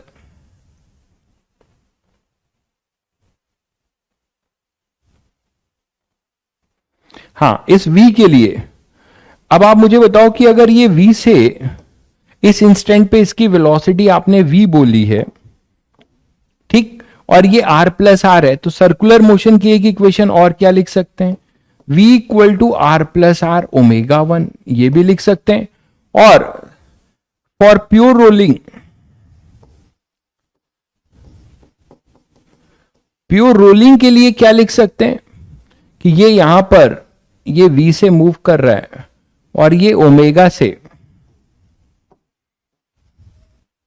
v से मूव कर रहा है, ओमेगा से रोटेट हो रहा है। तो यहां पे कंडीशन इस पे, तो ये इधर v होगा और इधर स्मॉल r इंटू ओमेगा होगा। तो condition for no slipping for pure rolling यही v, और क्या लिखा जा सकता है, स्मॉल r इंटू ओमेगा। तो इन दोनों से क्या हम ओमेगा और ओमेगा वन में एक रिलेशन निकाल सकते हैं बच्चों? इन दोनों से क्या हम ओमेगा और ओमेगा वन में एक रिलेशन निकाल सकते हैं क्या?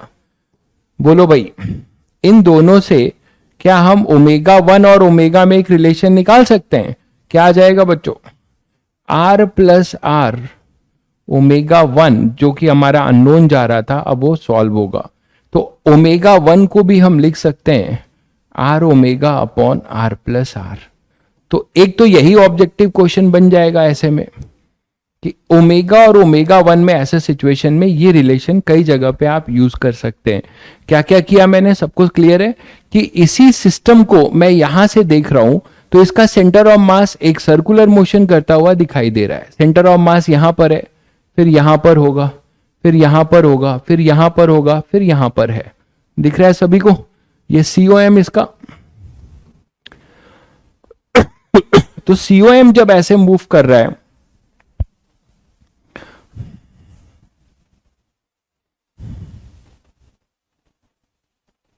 क्लियर है मेरे? सही, सब सही है भाई, पर जी बोलते रहे। तो ये आर ओमेगा है ना, डिनोमिनेटर में क्या ओमेगा वन जो है R omega upon R plus R, सही तो है भाई, क्यों परेशान हो रहे हो? सब सही है।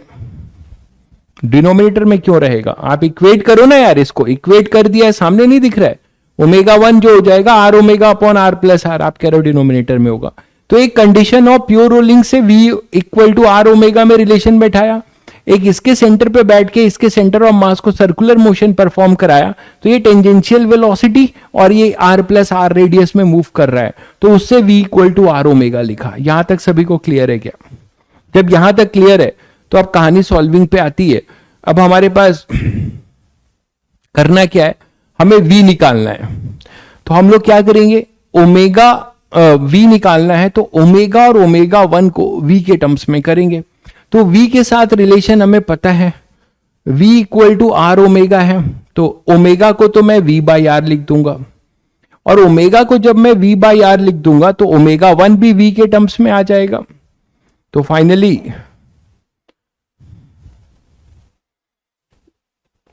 सॉल्व कर लीजिए, हमारे पास जो रेलिवेंट इक्वेशन आ चुकी है उसके अकॉर्डिंग अब इक्वेशंस मैं रहने दे रहा हूं, बाकी हटा रहा हूं।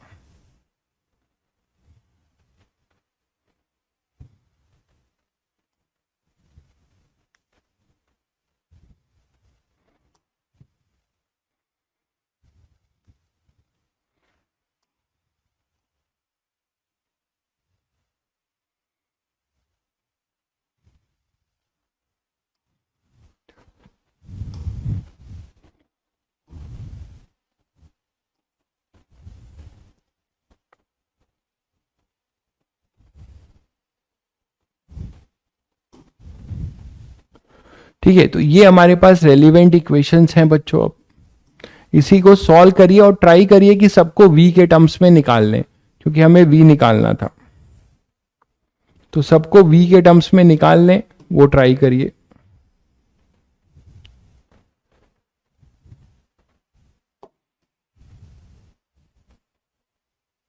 तो ये अपनी रेलिवेंट इक्वेशन है। तो मेरा ये कहना है कि ओमेगा को तो मैं लिख सकता हूं v by R, omega one को मैं लिख सकता हूं v बाई आर, है ना।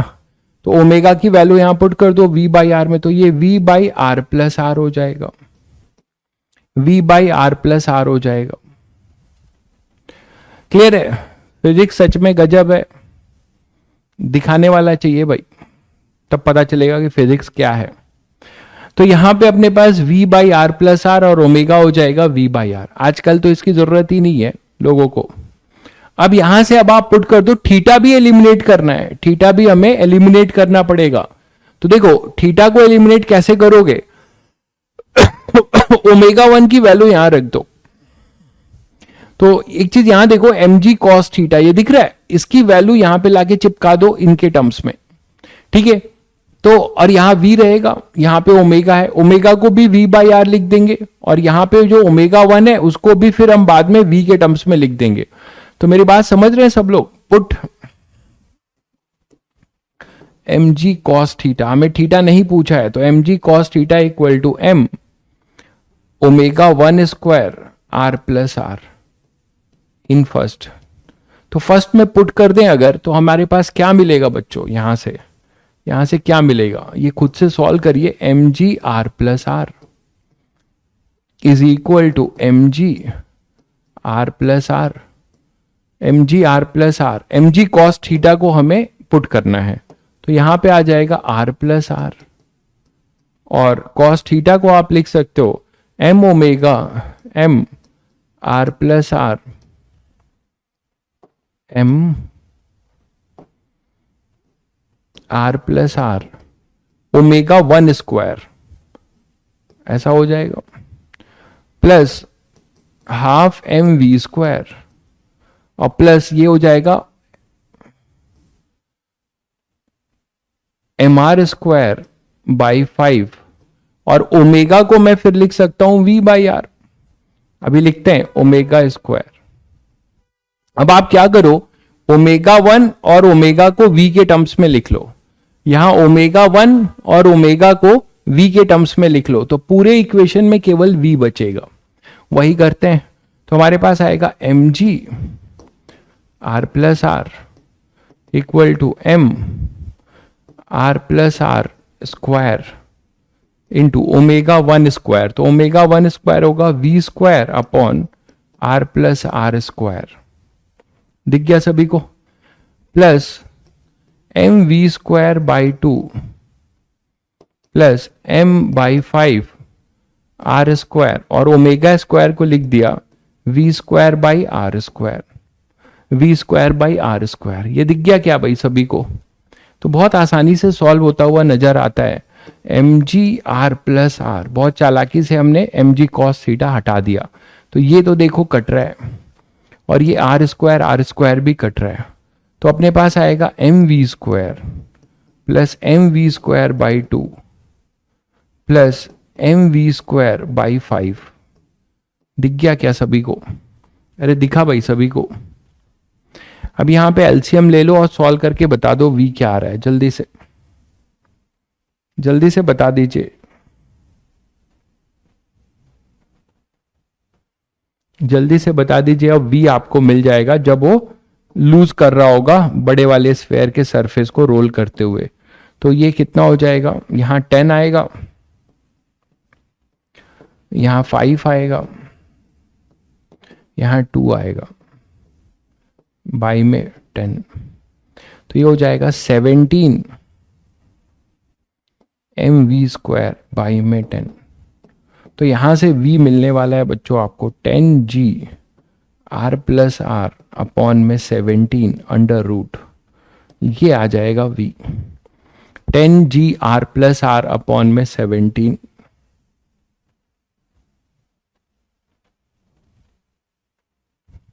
हाँ क्या कह रहे हैं? अच्छा हाँ यहां गड़बड़ हो गया, सही कह रहे हैं, हाँ सही कह रहे हैं। तो कोई दिक्कत नहीं है, बहुत ज्यादा गड़बड़ नहीं हुआ है, क्योंकि हमने आर यहां गलत लिखा है, ये हॉलोस्फेयर यहीं पे गलत लिख दिया है, वो दोनों कटेंगे, एम आर स्क्वायर और यहां पे ओमेगा स्क्वायर होगा। ठीक है, अब देख लो एनर्जी में गलत लिख दिया, इधर भी सुधारना पड़ेगा। यहां एनर्जी इक्वेशन में कैपिटल आर नहीं होगा, इसका स्मॉल आर है, तो मोमेंट ऑफ इनर्शिया में यही गलती थी।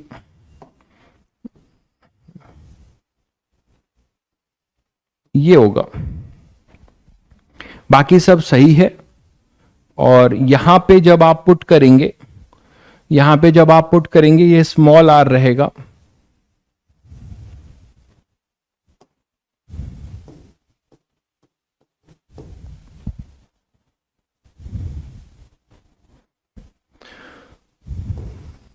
ठीक है। और फिर जब आप आर पुट करेंगे तो यहां पे भी चेंज हो जाएगा, बाकी सब वही रहेगा। तो लकली कोई बहुत ज्यादा दिक्कत नहीं है, ये कट जाएगा, ये कट जाएगा।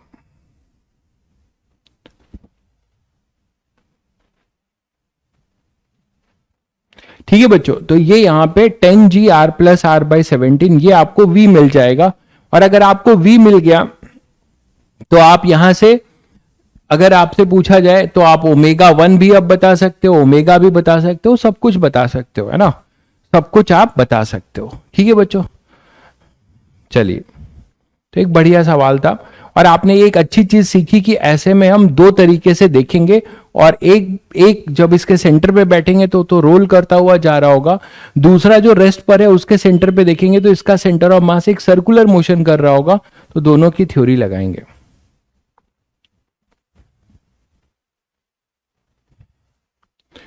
क्लियर है? चलिए नेक्स्ट बात करते हैं एक क्वेश्चन और, जिसको आपने पढ़ रखा है उसी से रिलेट करते हुए, कि अगर ये पूरा एक स्फेयर है, एक पूरा बड़ा सा स्फेयर है, हॉलो स्फेयर है, और इसमें एक छोटा स्फेयर को मैं रोल करा रहा हूं, एक छोटे स्फेयर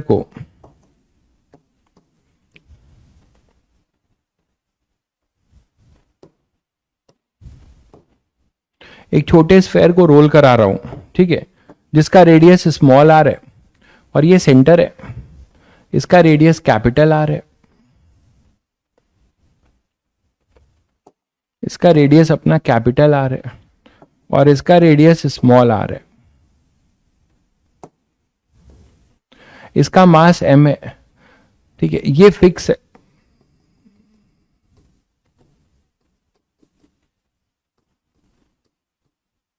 फिक्स हॉलो स्फेयर, ये सॉलिड स्फेयर है।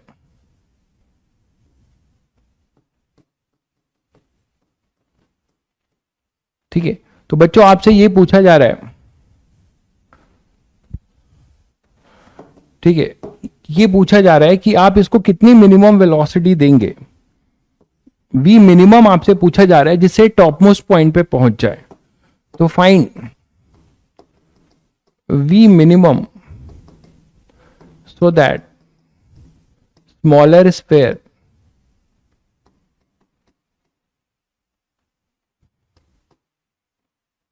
reaches the smallest sphere complete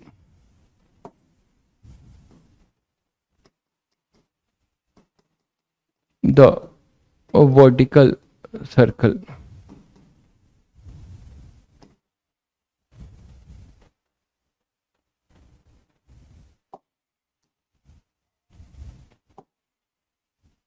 vertical motion को, वर्टिकल सर्कुलर मोशन को कंप्लीट करें।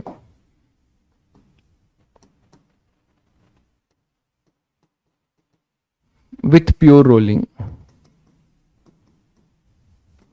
तो प्योर रोलिंग करता हुआ, अब यहां पे √5GR मत कर देना, ठीक है, ठीक है, आप √5GR मत कर देना, क्योंकि वो अलग केस है, इसीलिए केवल रटने से काम नहीं चलेगा। इसको अब मैंने सर्कुलर से रिलेट मार दिया है। फंडामेंटल्स पे आइए, फंडामेंटल यही कहता है कि ये इस पे अब ऐसे रोल करता हुआ, है ना, ये इस पे रोल करता हुआ चढ़ेगा, ये इस पे रोल करता हुआ ऐसे चढ़ेगा और टॉप मोस्ट पॉइंट पे आएगा। तो लिमिटिंग कंडीशन क्या होगी बच्चों, मैंने बताया था आपको यहां पे लिमिटिंग कंडीशन ये होगी कि टॉप मोस्ट पॉइंट पर आकर भी इसकी वेलोसिटी 0 नहीं होनी चाहिए, नहीं तो यहां पे ड्रॉप कर जाएगा। तो वेलोसिटी टॉप मोस्ट पॉइंट पे 0 नहीं होनी चाहिए, याद आ रहा है सभी को। बट मिनिमम के लिए नॉर्मल रिएक्शन को 0 करेंगे, याद है सभी को, मिनिमम के लिए नॉर्मल रिएक्शन को 0 करेंगे, ये आप सभी को याद हो रहा होगा, वर्टिकल में यही थ्योरी लगाते थे। अरे यार क्या हो रहा है, उसको इधर लाते हैं।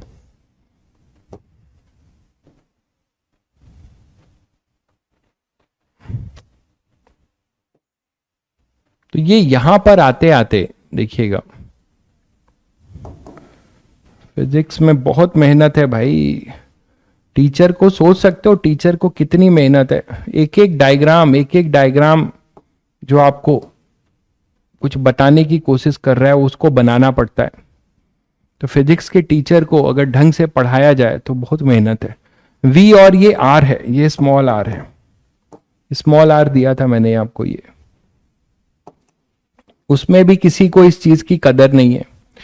उसमें भी इस सब मेहनत और इस लेवल की पढ़ाई की कदर केवल 5% लोगों को है, 95% लोगों को इसकी कदर नहीं है। इसीलिए 2.5 लाख लोग सेलेक्ट, 18 लाख में, अभी तो 14 लाख है, 18 लाख नहीं है आपके में, इस बार 11 लाख का 11-11.5 लाख लोगों ने फॉर्म भरा है। तो 11 लाख लोगों में 2.5 लाख लोग में एडवांस के लिए अपीयर होंगे। उस 2.5 लाख में 17,000 लोगों को नसीब होगा सीट। तो तभी अब वही है ना, एक्सक्लूसिव लोग पढ़ाई करते हैं उस लेवल की और एक्सक्लूसिव लोग सेलेक्ट होते हैं। यहां पे अपने पास ये आर है, ये मास है में। अब बच्चों ये रोल कर रहा है तो ऑब्वियसली ओमेगा नहीं दिया है, तो ओमेगा हम यहां पे ले लेंगे, कुछ ओमेगा है जिसकी वैल्यू हम निकाल सकते हैं स्लीपिंग से। क्या omega into are equal to V, तो ओमेगा आपका हो जाएगा V by R, pure rolling कर रहा है, ठीक। लेकिन जब ये यहां पर आएगा तो सभी को पता है कि इसका सेंटर ऑफ मास की वेलोसिटी 0 नहीं होनी चाहिए, नहीं तो ये यहां पे ड्रॉप कर जाएगा। इसको सर्कल को कंप्लीट करने के लिए यहां कुछ, इसको हम कुछ v1 ले लेते हैं, ये v1 होना चाहिए, ठीक है, ये v1 होना चाहिए बच्चों। और इसका अपना कुछ ओमेगा 1 भी होगा, अपना कुछ इसका ओमेगा 1 होगा। ये इस तरीके से रोल कर रहा होगा तो ये ट्रांसलेट होगा, रोटेशन की जो वेलोसिटी होगी, ये ऐसे ही क्लॉकवाइज आ रहा है तो ऐसे क्लॉकवाइज यहां पे कुछ ओमेगा 1 हो जाएगा। और अभी भी ये स्लीपिंग नहीं होगा तो आर ओमेगा 1 और ये v1। लेकिन ओमेगा 1 0 नहीं होना चाहिए, ओमेगा 1 0 नहीं होना, सॉरी v1 0 नहीं होना चाहिए। और उसके लिए आप बहुत आसानी से बता सकते हो कि कंडीशन ऑफ, यहां पे अब जरा देखो तो इसके यहां एक नॉर्मल रिएक्शन लग रहा होगा, और वो भी कैसा लग रहा होगा, नीचे ट्रैक, बड़े वाले स्फेयर का सरफेस इस पे नॉर्मल रिएक्शन नीचे लगाएगा और इस पे mg भी नीचे लग रहा होगा। तो ये दोनों मिलके सेंट्रीपिटल दे रहे होंगे, तो इधर mg लग रहा होगा, इधर नॉर्मल लग रहा होगा। तो नेट सेंट्रीपिटल आप बोल सकते हो वो होगा mg plus n equal to mv1 square upon r के जगह पे, इसको मैं हटा ही रहा हूं अभी ओमेगा 1 को, है ना, इसकी जरूरत नहीं पड़ेगी, जहां ओमेगा होगा उसको v के टर्म्स में लिख लिया जाएगा।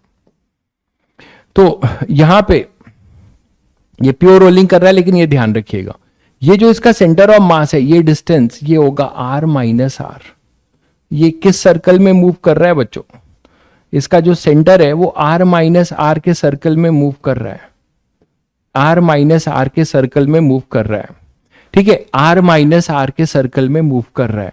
तो यहां पे आएगा mg plus n equal to mv1 square r minus R, ठीक है। तो अब आपको v1 मिनिमम होगा, याद है मैंने बताया था आपको कि v1 मिनिमम होगा तो v भी मिनिमम होगा। कैसे, एनर्जी कंजर्वेशन से आप देख सकते हैं। अब आप एनर्जी कंजर्वेशन में क्या करिए, इसी को जीरो पोटेंशियल मान लीजिए, इसी को जीरो पोटेंशियल मान लीजिए, छोटे वाले के स्फेयर के सेंटर को जीरो पोटेंशियल मान लीजिए। तो यहां केवल क्या होगा, rotational kinetic energy, energy conservation, pure rolling कर रहा है, ये ध्यान रखिएगा। तो एनर्जी कंजर्वेशन में ui तो जीरो होगा,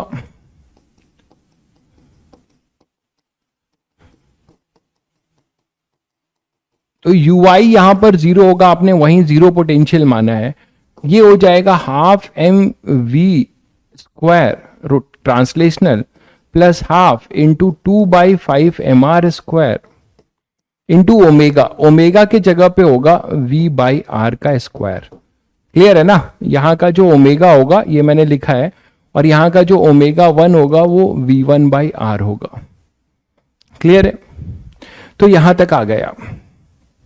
अब U फाइनल की बात करो तो U फाइनल जीरो पोटेंशियल से ये R-R, ये R-R, तो mg 2R-R ये पोटेंशियल एनर्जी लिखी जाएगी। इसका जो सेंटर है C1, सेंटर C1 वो R-R ऊपर उठ गया है 2 बार R-R, तो mg इंटू 2R-R प्लस यहां पे भी क्या होगा बच्चों, half m V1 square plus half I 2/5 mr square omega 1 square, और ओमेगा 1 को हम लिख सकते हैं V1/R का होल स्क्वायर, V1/R का होल स्क्वायर। ये क्लियर है क्या सभी को? ये सभी को क्लियर है? अब आप V1 कैसे निकालोगे? V1 आप यहां से निकाल लोगे, है ना? For V minimum, V1 should be minimum, है ना? And for V1 minimum n should be 0। याद आ रहा है? तो यहां से आपको फिर V1 मिनिमम मिल जाएगा, वो होगा mg इक्वल टू n को 0 करेंगे तो आपको यहां से मिलेगा m V1 square by R-R, तो V1 मिल जाएगा g R-R equal to V1 square. तो V1 स्क्वायर आपको मिल गया बच्चों, तो यहां पुट कर देंगे तो पूरे में ये फर्स्ट इक्वेशन है एनर्जी की, पुट इन फर्स्ट, तो फर्स्ट में पुट कर देंगे तो आपको V मिनिमम मिल जाएगा। ठीक है, क्लियर है सभी को? हाँ, ये स्मॉल आर होगा, यहां भी गलती कर रहे हैं, हर जगह स्मॉल आर ही होगा, ये गलत हो जाता है। ये स्मॉल आर लिखा है ना, तो 2/5 mr square I into omega, omega हो जाएगा V/R का होल स्क्वायर। यहां भी गलत हो गया,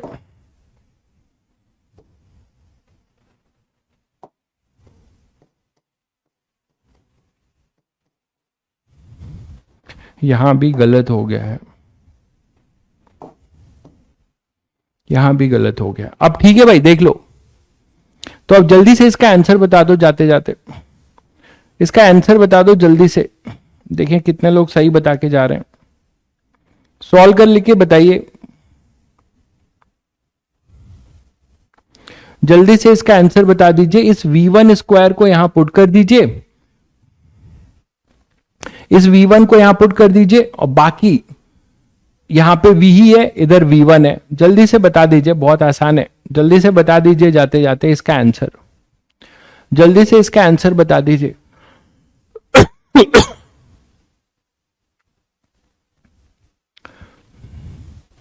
जल्दी से इसका आंसर बता दो बच्चों, सॉल्व करके।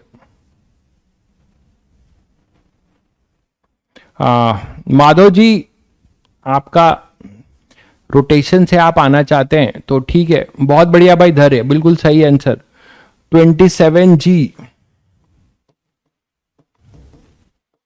R-R/7, बहुत बढ़िया भाई, धर है, एक बार में निकाला है बच्चे ने, बहुत बढ़िया।